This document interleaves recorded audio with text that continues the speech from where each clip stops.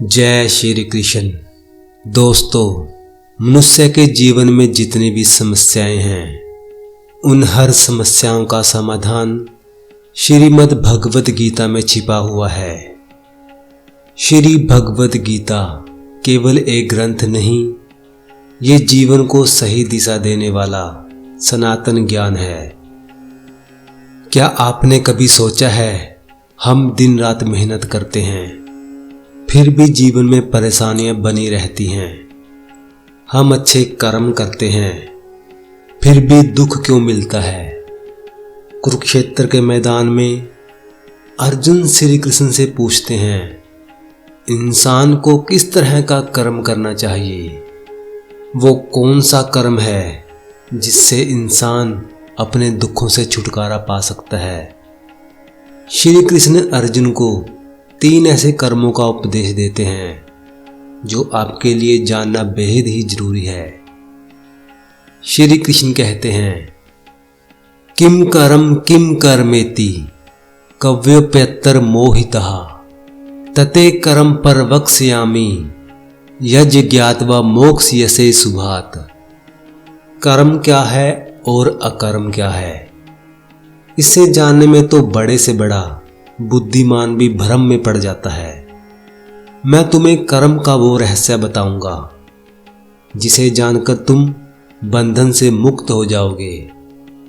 दोस्तों, कृष्ण कहते हैं, केवल काम करना ही कर्म नहीं है, बल्कि उस काम के पीछे हमारी सोच, हमारी मनसा ही कर्म का निर्णय करती है।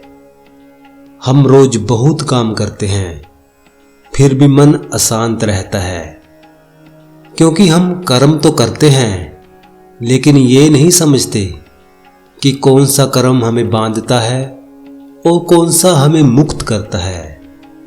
एक ही काम कोई व्यक्ति स्वार्थ फल की इच्छा से करे तो वो कर्म उसके लिए बंधन बन जाता है।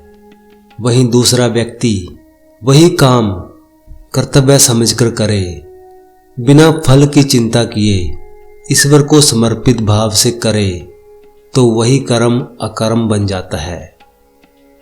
कर्मणो ह्यपि बोधव्यम च विकर्मणः अकर्मणश्च बोधव्यम गहना कर्मणो गति। कर्म का विषय बहुत गहरा है। केवल ये जान लेना पर्याप्त नहीं कि हमारे लिए काम करना जरूरी है, बल्कि ये समझना भी जरूरी है कौन सा कर्म सही है, कौन सा गलत। यहां श्री कृष्ण 3 प्रकार के कर्म समझाते हैं।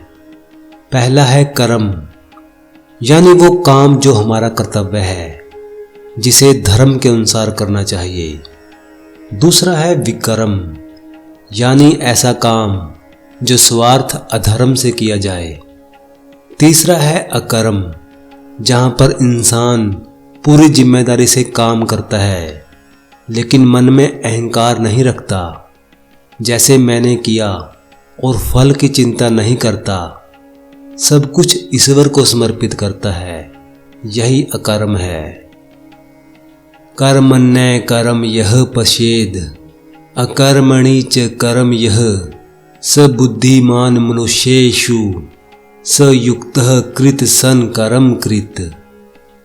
जो व्यक्ति कर्म करते हुए भी अकर्म को देख लेता है और अकर्म की स्थिति में भी कर्म को समझ लेता है, वही सच्चा बुद्धिमान होता है। यहाँ कर्म में अकर्म देखने का मतलब ये है कि व्यक्ति बाहर से पूरी तरह काम करता है, लेकिन भीतर से उसमें अहंकार और फल की इच्छा नहीं होती। ऐसा व्यक्ति अपने कर्म को कर्तव्य समझकर करता है, इसलिए वो कर्म करते हुए भी बंधन में नहीं पड़ता। उसके लिए कर्म बोझ नहीं बनता, बल्कि सेवा और साधना बन जाता है। अकर्म में कर्म देखने का अर्थ ये है कि कोई व्यक्ति बाहर से शांत दिखाई दे, लेकिन उसके मन में इच्छाएं, लालच और योजनाएं लगातार चल रही हैं। ऐसा व्यक्ति वास्तव में अकर्म में नहीं है, क्योंकि उसके भीतर कर्म चल रहा है और वही उसके बंधन का कारण है। यस्य सर्वे समारंभा काम संकल्प वर्जिता ज्ञानागनि दग्ध कर्मानम तमाहुः पंडितम बुधा। जिस व्यक्ति के सभी कर्म स्वार्थ और इच्छाओं से मुक्त होते हैं वही वास्तव में ज्ञानी कहलाता है। यहाँ कर्म का अर्थ केवल बाहरी कार्य नहीं बल्कि हर वो प्रयास जो मनुष्य करता है। जैसे एक ईमानदार सरकारी अफसर अपनी ड्यूटी पूरी निष्ठा से करता है, रिश्वत का एक पैसा नहीं लेता, प्रमोशन मिले या ना मिले उसका काम नहीं बदलता, वो अपना कर्तव्य निस्वार्थ भाव से करता है, ऐसे इंसान का कर्म उसे कर्मों में नहीं बांधता। इसलिए श्री कृष्ण कहते हैं ऐसे व्यक्ति को ही पंडित कहा जाता है। त्यक्त्वा कर्म फला संगम नित्य तृप्तो निराश्यः कर्मण्य भी परवृतोपि नैव किंचित करोति सह। जिसने कर्म के फल की आसक्ति छोड़ दी है वो व्यक्ति हमेशा भीतर से संतुष्ट रहता है। उसकी खुशी किसी बाहरी परिणाम पर निर्भर नहीं होती, इसलिए वो हर स्थिति में स्थिर रहता है। ऐसा व्यक्ति किसी सहारे या उम्मीद के भरोसे कर्म नहीं करता।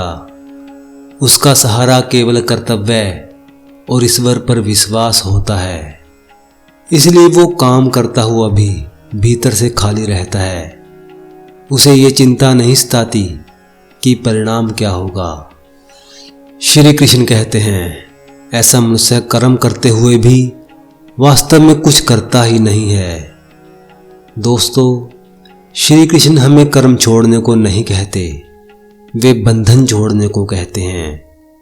आज अगर जीवन में तनाव है, डर है, तो उपाय एक ही है, कर्म को पूजा समझकर करो और फल भगवान पर छोड़ दो।